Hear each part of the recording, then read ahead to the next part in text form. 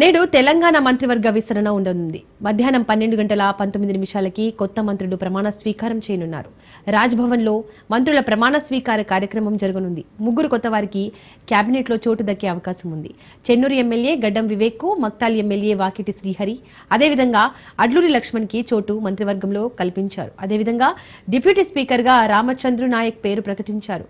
మాల సామాజిక వర్గం నుండి వివేక్కు, ముదిరాజ సామాజిక వర్గం నుండి శ్రీహరికి కేబినెట్లో అవకాశం కల్పించారు.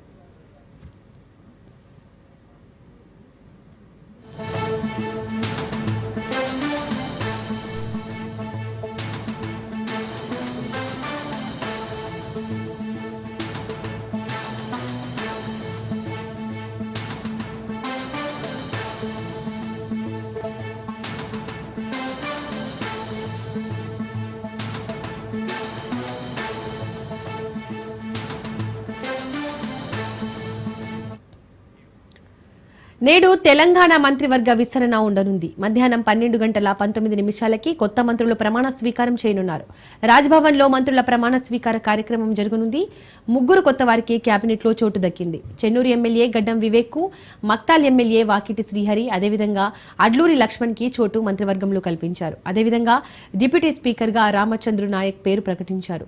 మాల సామాజిక వర్గం నుండి వివేక్కు, ముదిరాజ సామాజిక వర్గం నుండి శ్రీహరికి కేబినెట్లో అవకాశం కల్పించారు. ఇక ఈ అంశానికి సంబంధించి మరింత సమాచారాన్ని మా ప్రతినిధి రాజు ఫోన్ ద్వారా అందిస్తారు. రాజు, మంత్రివర్గ విస్తరణలో ముగ్గురికి అవకాశం దక్కనుంది. ప్రధానంగా ఎస్సీ సామాజిక వర్గానికి చెందినటువంటి ఎస్సీలో ఇద్దరికి, మాల సామాజిక వర్గంలో ఒకరికి, మాదిగ సామాజిక వర్గంలో ఒకరికి మంత్రివర్గంలో అవకాశం దక్కనుంది. బీసీ సామాజిక వర్గం నుంచి మరో నేత మక్తల్ ఎమ్మెల్యే వాకిటి శ్రీహరి ముద్రాజ్ కి మంత్రివర్గంలో అవకాశం ఖరారైంది. పూర్తి స్థాయిలో కూడా వారికి వారు మరికాసేపట్లో మంత్రివర్గంలో వారు ప్రమాణ స్వీకారం చేసి మంత్రివర్గంలోకి వెళ్ళనున్నారు. అయితే ఇవాళ మధ్యాహ్నం 12:19 రాజ్భవన్ వేదికగా గవర్నర్ ఎస్దేవ్ వర్మ సమక్షంలో ప్రమాణ స్వీకారం చేయనున్నారు. అయితే మొదటి నుంచి సామాజిక సమీకరణాల గుర్తు, అదేవిధంగా వివిధ సామాజిక వర్గాలకు పెద్దపీట వేయాలనేటువంటి భావనలో రాష్ట్ర ప్రభుత్వం ఉంది. అయితే చివరి నిమిషంలో పేర్లను ఖరారు చేసినటువంటి పరిస్థితి అయితే ఉంది. మొదటి నుంచి బీసీ సామాజిక వర్గం నుంచి మక్తల్ ఎమ్మెల్యే వాకిటి శ్రీహరి ముద్రాజ్ కి మంత్రివర్గంలో అవకాశం దక్కుతుందని సీఎం రేవంత్ రెడ్డి మహబూబ్ నగర్ పార్లమెంటు ప్రచారంలో కూడా బాహాటంగా చెప్పినటువంటి పరిస్థితి అయితే ఉంది. మరోవైపు మాదిగ సామాజిక వర్గం నుంచి ఒకరికి అవకాశం దక్కింది. అది ప్రభుత్వ విప్పుగా పనిచేస్తున్నటువంటి అడ్లూరు లక్ష్మణ్ ధర్మపురి అసెంబ్లీ నుంచి ఆయన ప్రాతినిధ్యం వహిస్తా ఉన్నారు. ఆయన మొదటిసారి, ఈ ముగ్గురు కూడా శాసనసభలో మొదటిసారి అడుగుపెట్టినటువంటి నేతలే. గతం వివేక్ వెంకట స్వామి గతంలో తెలంగాణ ఉద్యమ సమయంలో 2009 నుంచి 14 వరకు పార్లమెంట్ సభ్యుడిగా పనిచేసినప్పటికీ చెన్నూరు ఎమ్మెల్యేగా మొదటిసారి ప్రాతినిధ్యం వహిస్తున్నారు. ఆయన ఈసారి మొదటిసారి శాసనసభలో అడుగుపెట్టారు. ధర్మపురి నుంచి గత ఎన్నికల్లో పోటీ చేసి ఓటమి పాలయ్యారు అడ్లూరి లక్ష్మణ్.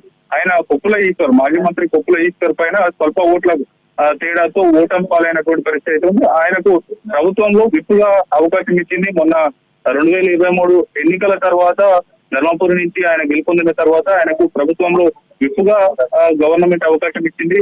ఆ తర్వాత ఆయనకు మరోసారి బంపర్ ఆఫర్ దక్కిందని చెప్పుకోవాలి. ఆయనను మంత్రివర్గంలోకి తీసుకున్నటువంటి పరిస్థితి ఉంది. ఆయన కూడా మొదటిసారి శాసనసభలో అడుగు పెడుతున్నటువంటి పరిస్థితి ఉంది. మరోవైపు వాకిటి శ్రీహరి ముద్రాజ్ సైతం మొదటిసారి శాసనసభలో అడుగు పెడతా ఉన్నారు. ఈ ముగ్గురు నేతలు కూడా శాసనసభలో తొలిసారి అడుగు పెడుతున్నప్పటికీ చెన్నూరు ఎమ్మెల్యే పార్లమెంటుకు గతంలో ప్రాతినిధ్యం వహించారు పెద్దపల్లి నుంచి. అయితే ఈ ముగ్గురు నేతలు కూడా మొదటిసారి శాసనసభలో అడుగు పెడతా ఉన్నారు. ఈ ముగ్గురికి కూడా బంపర్ ఆఫర్ దక్కిందని చెప్పుకోవాలి. వివిధ సామాజిక సమీకరణాల కూర్పు దృష్టిలో పెట్టుకొని, అదేవిధంగా తెలంగాణ రాష్ట్ర ప్రభుత్వం ఇటీవల బీసీ కులగణన చేసింది. అత్యధికంగా జనాభా ఉన్నటువంటి ముదిరాజ సామాజిక వర్గానికి మంత్రివర్గంలో అవకాశం ఇవ్వాలనేటటువంటి డిమాండ్ గతం నుంచి వినిపిస్తున్న నేపథ్యంలో వాకిటి శ్రీహరి ముద్రాజ్ కు అవకాశం దక్కింది. అదేవిధంగా పార్లమెంట్ ఎన్నికలకు ముందు బీజేపీ నుంచి కాంగ్రెస్ పార్టీలోకి చేరినటువంటి వివేక్ వెంకట స్వామికి అధిష్టానం ఎన్నికల ముందు మంత్రిగా అవకాశం ఇస్తామనేటటువంటి హామీని ఇచ్చింది, మంత్రి పదవి హామీని ఇచ్చింది. దాన్ని కూడా ఏఐసీసీ ఫుల్ఫిల్ చేసినటువంటి పరిస్థితి ఉంది. దాంతో పాటుగా ఇటీవల తెలంగాణ రాష్ట్ర ప్రభుత్వం ఎస్సీ వర్గీకరణ దాదాపు 30-40 ఏళ్ల సుదీర్ఘ పోరాటం జరిగింది ఎస్సీ వర్గీకరణ కోసం. 3 కేటగిరీలుగా గ్రూప్ 1, గ్రూప్ 2, గ్రూప్ 3 గా విభజించింది. మాదిగ సామాజిక వర్గానికి అత్యధికంగా రిజర్వేషన్ కల్పిస్తూ 9% రిజర్వేషన్ కల్పించింది. అత్యధికంగా జనాభా ఉన్నటువంటి ఎస్సీలలో అత్యధికంగా జనాభా ఉన్నటువంటి సామాజిక వర్గం మాదిగ సామాజిక వర్గం. ఆ సామాజిక వర్గానికి మంత్రివర్గంలో అవకాశం ఇవ్వాలనేటటువంటి డిమాండ్ కూడా చేశారు ఆ పార్టీ కాంగ్రెస్ పార్టీ శాసనసభ్యులు. అందులో ప్రధానంగా 6 ఎమ్మెల్యేలు ఉండగా వారు ఇటీవల ఏఐసిసి నేతల నుంచి రాష్ట్ర స్థాయి నేతలు, మంత్రుల వరకు కూడా వారి వినతులు అందజేశారు. మంత్రివర్గంలో మాదిగ సామాజిక వర్గానికి ప్రాతినిధ్యానికి సంబంధించి ఎంత అవసరం ఉందో వివరించారు. ఇటువంటి అన్ని కోణాల్లో కూడా ఆలోచించిన అనంతరం ఎస్సీలో ఇద్దరికి ఒక మాదిగ సామాజిక వర్గాన్ని నొప్పించకుండా ప్రభుత్వం ముందుకు వెళ్ళింది. అందులో భాగంగానే మాదిగ సామాజిక వర్గానికి పెద్దపీట వేస్తూ కూడా మంత్రివర్గంలో అవకాశం ఇచ్చింది. ఇటు మాల సామాజిక వర్గాన్ని కూడా దూరం చేసుకోలేక కాంగ్రెస్ పార్టీ దూరం చేసుకోలేక వారికి కూడా అవకాశం ఇస్తున్నటువంటి పరిస్థితుల్లో ఒకవైపు ఏఐసిసి ఇచ్చినటువంటి గతం వివేక్ వెంకటస్వామికి ఏఐసిసి గతంలో ఆ మంత్రి పదవి హామీని ఇచ్చింది, దాన్ని నిలబెట్టుకున్నట్లయింది. దాంతో పాటు కానీ అటు మాల సామాజిక వర్గాన్ని ఇటు మాదిగ సామాజిక వర్గాన్ని చేరదీసినట్లయింది. ఈ ఇరు వర్గాల్లో కూడా ప్రభుత్వం పట్ల సానుకూలత వ్యక్తం అవుతుంది అన్న భావంతో రాష్ట్ర ప్రభుత్వం ఉంది. మరోవైపు బీసీ సామాజిక వర్గం నుంచి పెద్ద ఎత్తున రాష్ట్ర జనాభా ఉన్న సామాజిక వర్గం ముద్రా సామాజిక వర్గం. ఆ సామాజిక వర్గానికి మొదటి నుంచి మంత్రివర్గంలో అవకాశం కల్పించాలనేటటువంటి డిమాండ్ ఉన్న నేపథ్యంలో ఈ ముగ్గురికి ప్రధానంగా పెద్దపీట వేస్తూ కూడా మధ్యవర్గంలోకి తీసుకున్నటువంటి పరిస్థితి ఉంది. మరోవైపు ఎస్సీ లంబాడ సామాజిక వర్గం నుంచి ప్రభుత్వం వెప్పుగా ఉన్నటువంటి రామచంద్ర నాయక్ డిప్యూటీ స్పీకర్ గా అనౌన్స్ చేస్తున్నట్టు మనకు సమాచారం అందుతా ఉంది, ప్రాథమిక సమాచారం.